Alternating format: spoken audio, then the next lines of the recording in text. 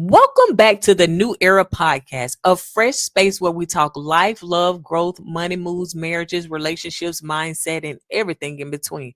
Hosted by me, Courtney. This is where real talk meets wisdom, humor, and those conversations that help you grow through what you go through. Whether you're navigating relationships, leveling up in life, or just need a word, you're in the right place. It's time to align, it's time to thrive, and embrace your next era. Now, we're going to talk about trauma and emotional numbness in this episode 10. People can't give you what they've never received.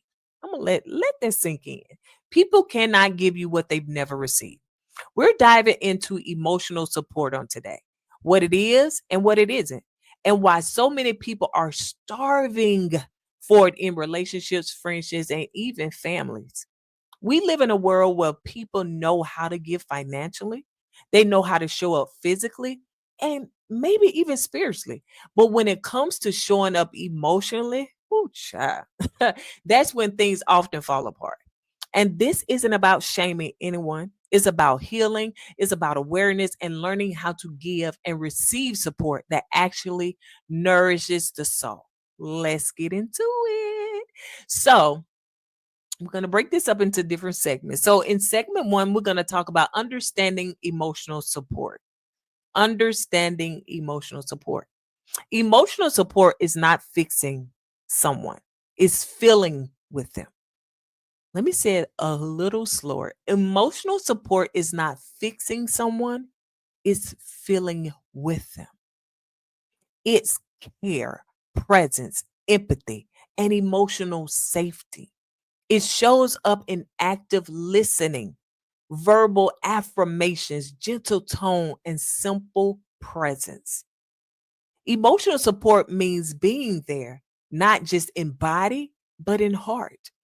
It means tuning into someone's feelings, validating their experience, and holding space for them to process. It can sound like, that sounds really hard. I'm here for you. Or it can feel like a hug at the right moment, silence when it's needed, or even just showing up without judgment. The part about showing up without judgment, if your friend did something very stupid, hey, everybody has those stupid moments, those crazy moments where they mess up and they come to you and they know that most of the time that you're that person that judge, they're not going to come to you for that. But if they know they can come to you about anything, even your children, and you won't judge them, they're just looking for their emotional support. Be like, girl, you know what, honey, I done had some, ooh, child, I done messed up sometimes too. But you're gonna get past this, you're gonna get through it. So, this doesn't cancel everything. This doesn't stop your life. It's just a mistake. And you can get from this, you can grow from this, you can bounce back. But if you that friend be like, girl, that was so dumb and stupid, girl. How could you? I would have never done like that. Honey, that's you, honey. I would have never, girl, Have you ever been that person? Which person have you been? Listen to this podcast. Which person have you been? I would say I probably been both in my lifetime, but I've learned to be more empathetic toward people and not be so judgy. It's not interrupting with your own story. Have you ever talked to someone that has, oh girl, I done been through that because see what happened was with me, they had did da da da da, and that's it. And the whole whatever you were saying is just detoured. It got diverted, and now it's about them. It's not about interrupting with your own story, brushing past their pain, or being too busy to notice they're struggling. God, we got to get to a place where we're paying attention to people. We're not just in the room, but we're actually connected. We're actually connected. I know a lot of times that me and my husband, we would sit in the same room, same space. And we both sometimes may just be strolling on our phones. But it doesn't necessarily mean that we're not connected. And then we have those times where we are in the car and we're driving a 4-hour trip, 5-hour trip, 6-hour trip. And we're not listening to music. I'm not struggling on my phone. I'm not plugged in listening to anything. We're just enjoying the scenery. We're talking for hours, having conversation. That's being connected. And I would say even emotionally connected because in those moments, like, oh wow, I feel that. I see that. It's not just, child, let's hurry up and get past this. Because a lot of times, sometimes when you're talking to people, they just like, okay, really? Girl, I'm so, and you can tell it's a rush for them, for you to hurry up, finish what you have to say, either for them to eject their own opinion or thoughts, or for you to hurry up so they can just move on, walk off, and do what they got to do. That's not emotional support. Why so many people struggle to give it? Let's talk about that. Distractions. I just talked about that. Social media, phones, entertainment overload. Where people in this day and age, y'all, are so distracted by their phones, by entertainment. We love entertainment, but we've been conditioned, we've been programmed to do that. Like it used to be a time where, like, we didn't have a computer in front of us 24/7. We didn't. Like, I grew up in an age where cellular phones, mobile phones were new. We didn't have those back in the day. We had pagers and stuff, so we didn't have all the entertainment, but we did have like little held held hand games. Like I remember having a speaking spell or something like that. I guess it started evolving into that. So we would have that, or we had a Nintendo, or ooh, I'm going real back in the day. An Atari. Ooh, some of y'all may not even know what that is. But that's the little joystick and the red button. That's the only thing you can do. The joystick and the red button. That's so we had some form of entertainment, but it wasn't with us 24/7. Even the speaking spells, child, you get tired of that, put it down, or the battery die. But now we have a consistent computers, and we have to have our phones. So we're constantly inundated with entertainment, whether it's Netflix. I was just watching Netflix on my phone just yesterday. So it's so easy to disconnect from the person that's next to you, or the person in the room, or the person that may be going through something, and not pay them any attention because you're so vested in TikTok, YouTube, Instagram, Facebook, and you're laughing, or you're crying, or you could relate. Even neighbors. Like, how many of us honestly can say that we know all of our neighbors, at least 4 or 5 houses? Like we go, our houses are, I mean, our cars are in our garages. We go in and out day and night. Sometimes we don't even want to see our neighbors, so we may check the mail at night. If they in the yard, we're like, oh no, I ain't finna go outside right now. I don't feel like speaking. So we're so disconnected, y'all, to people. So disconnected. So that's the distractions, the social media, the phones, the entertainment overload, trauma, and emotional numbness. People can't give what they've never received. I don't know if you understand what that means, but if you're looking for emotional support from somebody, maybe they just can't give it to you because they never received it. They don't know what it looks like. I remember um saying this, like, I it's no way I can speak Spanish if I haven't learned it. So I can't give what I haven't learned. I can't give you what I have not um actually computed and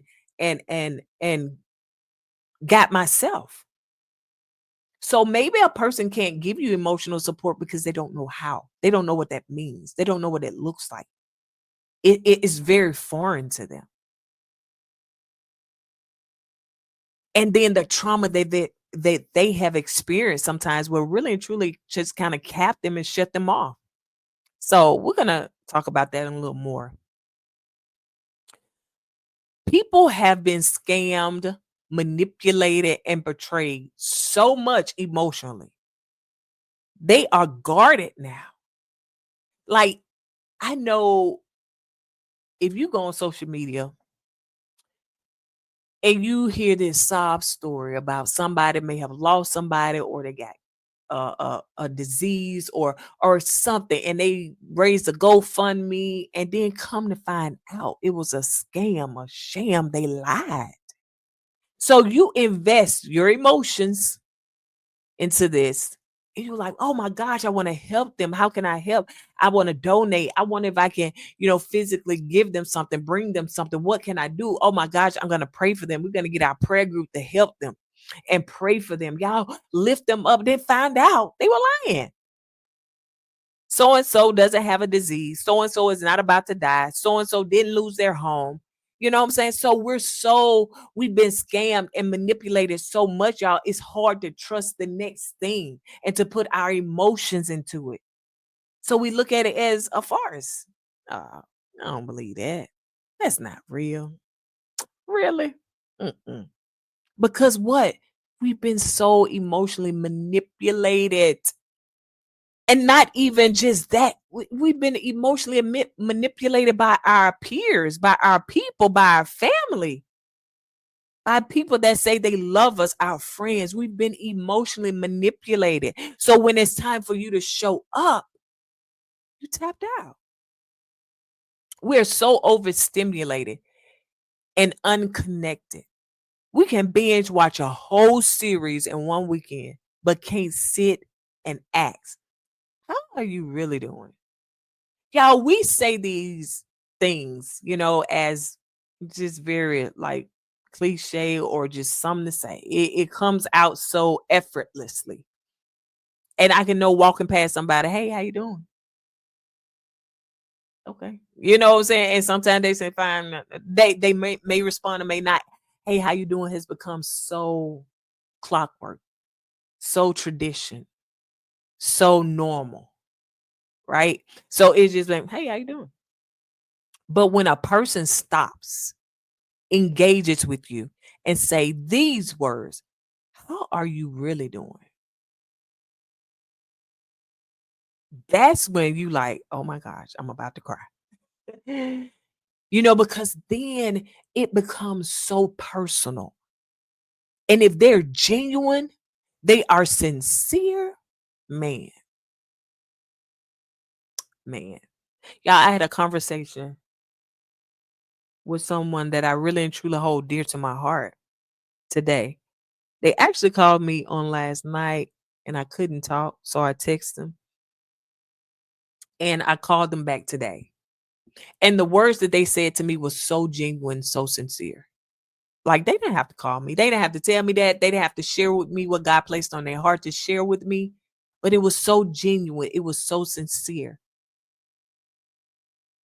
And getting back to where people are genuine and sincere, they don't want nothing from you. We always look into like what they want. You know what I'm saying? And if somebody asks you, how are you really doing? And they're not looking to gossip once you tell them. They're not looking to chastise you, to judge you. They're not looking at any of that. They're looking to, wow, I really care about you. I care about your emotional state, your emotional being, what you're going through, how you feel. I care. We're in group chats, but emotionally disconnected. Y'all, I had to tell somebody, please take me out this group chat. I don't do group chats. Like now, if it's family, people that's close to you, that's fine because you don't have that many people. But I'm talking about strangers. I don't know these people. Take me out this group chat. Do not tell me Happy Thanksgiving, Merry Christmas, Happy Valentine's Day, 4th of July, Juneteenth. Don't tell me nothing in a group chat with folks I do not know. I recently had to say, take me out the group chat. Yep. And did. And I ain't got no more group chats. And in years of betrayal, manipulation, and being let down, and folks are emotionally tapped out, some of them have never been taught how to hold space. Some don't even know what empathy feels like. Oh my gosh. Now, it's a difference between sympathy and empathy, right? Empathy means I empathize with you. I may not have experienced that, but my heart, my soul, like I have so much empathy toward that situation or toward what you're going through. But some people have never experienced empathy. Why? Because they've been selfish, self-centered, and made everything about them. I don't like to hold conversations with people that make everything about them. Like, you call me and we, friends, just give an example, we're friends. But most of our conversations are wrapped around what you're going through, how you feeling, blah, blah, blah, blah, blah, blah, blah, blah, blah. And I, as a friend, hold empathy toward what you're going through. I say my piece. But when it comes to me, like, it shouldn't be one sided, it should be both two-sided.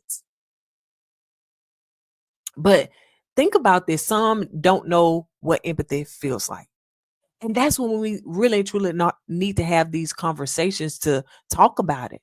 Because we're expecting, I think it's an old saying that say blood from a turnip. Like, we're expecting something out of what a person cannot give you. And maybe they feel it, but maybe they don't know what that emotion really is.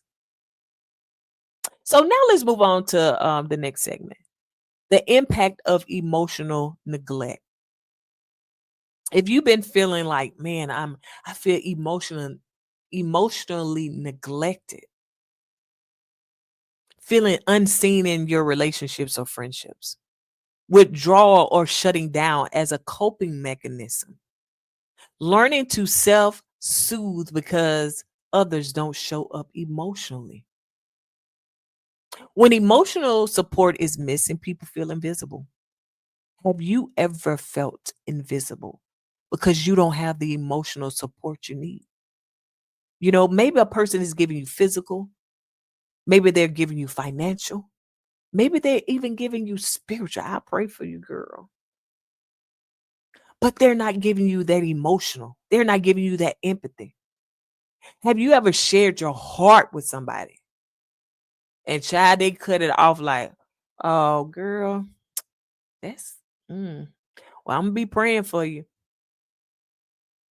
I have been there. I have been there. And I was like, never again.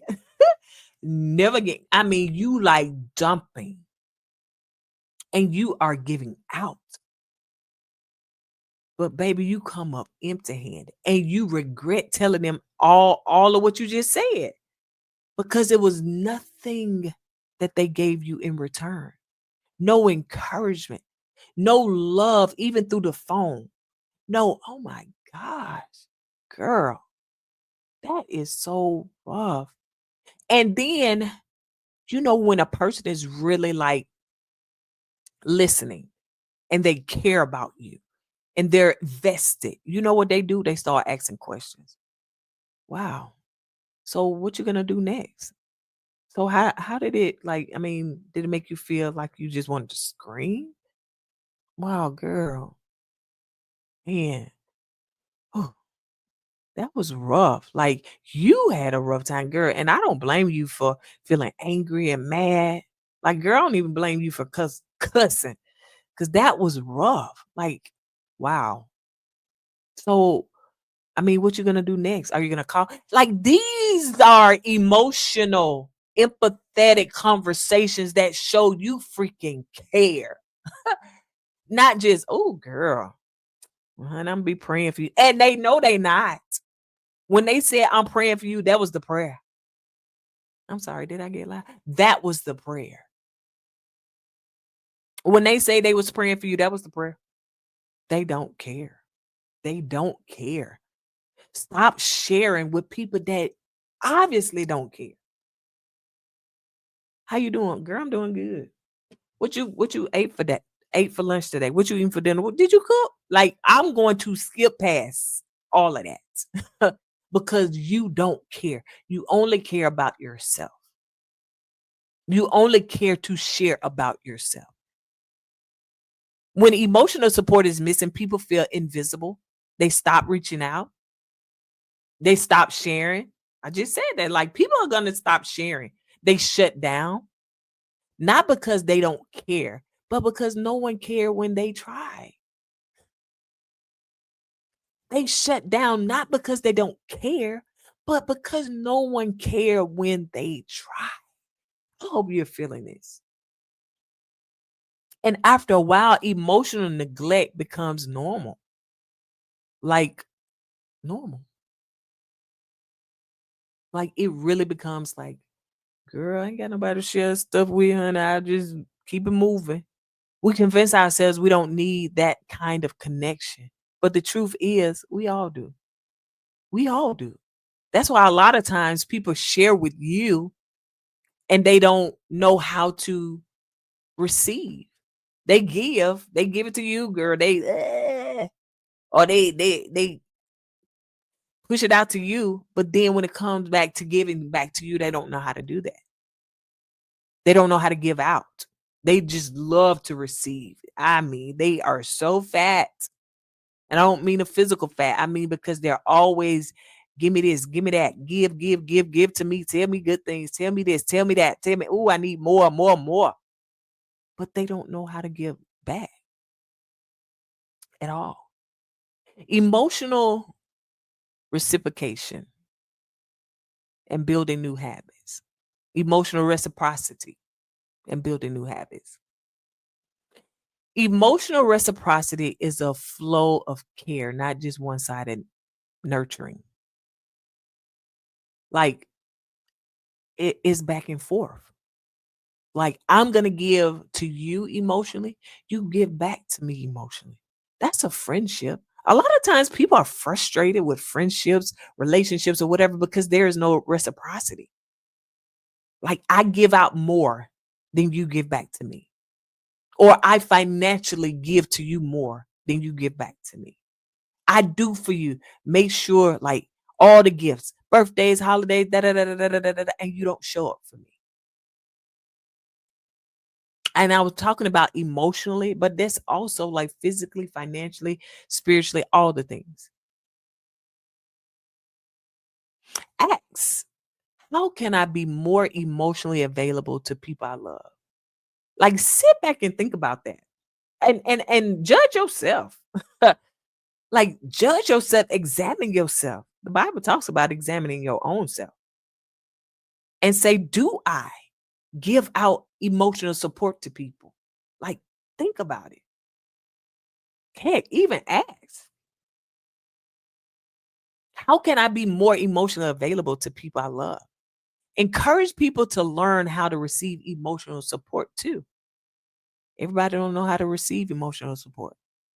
Girl, I'm here for you. I mean, I understand. Like, girl, it'll be all right. All right. And they cut it off. And you trying to like, you know what I'm saying? You trying to give them all the emotional support. And they're like, girl. This isn't about blame. It's about building better habits. Emotional reciprocity is not a transaction. It's a rhythm. Think about that. Emotional reciprocity is not a transaction, it's a rhythm. It's a rhyme. You know what I'm saying? Like a beat. Baby, it's not off beat. It shouldn't be. A give and a take of presence, care, and empathy. A give and a take. Child, you got a whole bunch of takers, honey. A whole bunch of takers. Baby, they going to that buffet. Honey, they done loaded up potatoes, cookies, chicken. They put it all, they get it. Just taking. And they gonna walk out there and not pay. They ain't giving no tip or nothing. They're just takers. And let me tell you this. You got to cut out all the takers. If you're not ready to confront them or deal with them or like cut the takers out your life, honey. Some people are just users. They will suck you dry. And you always giving out, giving. And then when it's your turn, you're on empty. Like nobody's there to fill your cup. Nobody's there to give back to you.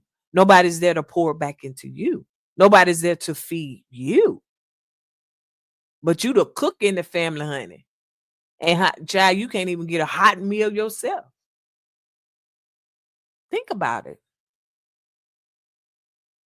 And sometimes it starts with one question. What do you need emotionally right now? Yeah, I was finna tap this table. What do you need emotionally right now? That alone can change everything.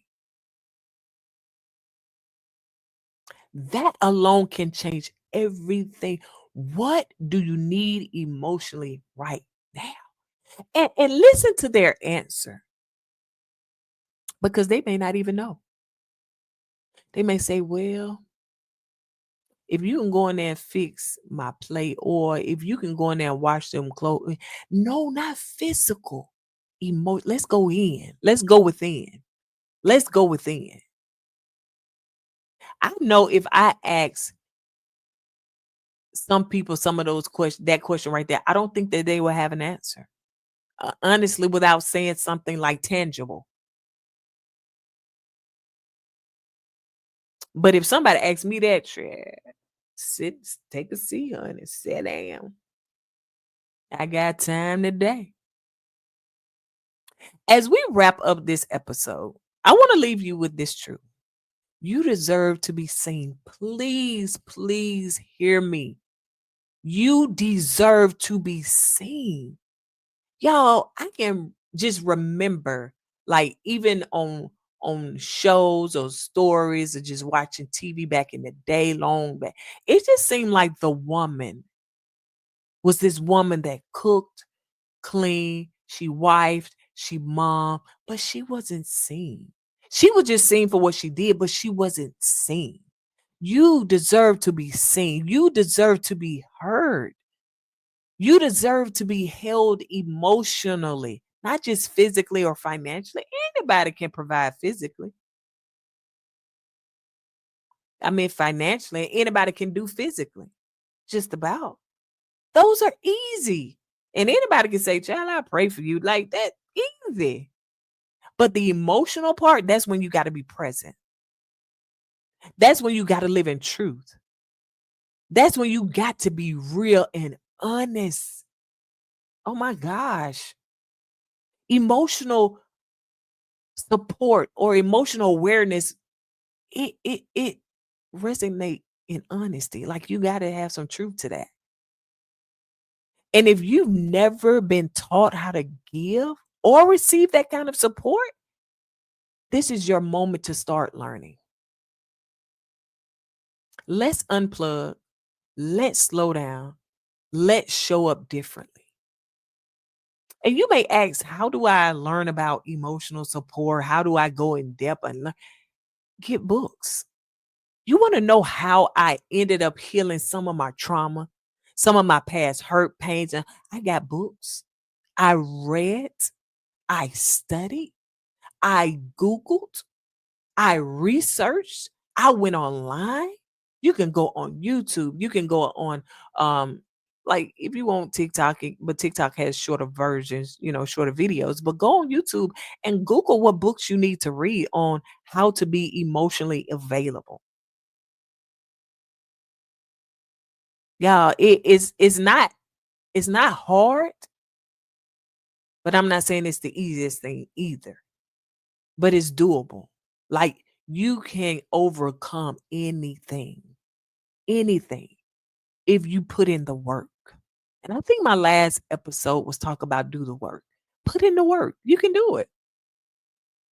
I want to say thank you all so much for joining me on today on this new era podcast. If this episode spoke to you, share it with everyone. Like share it with your friends, your family, share it. And drop a comment down below. Give me a review. Let me know what and how this resonated with you. And remember, we're not just surviving out here, y'all. We're healing, we're growing, we're stepping into a new era together. I'll see you guys on the next episode. Have a wonderful, wonderful week, and bye for now.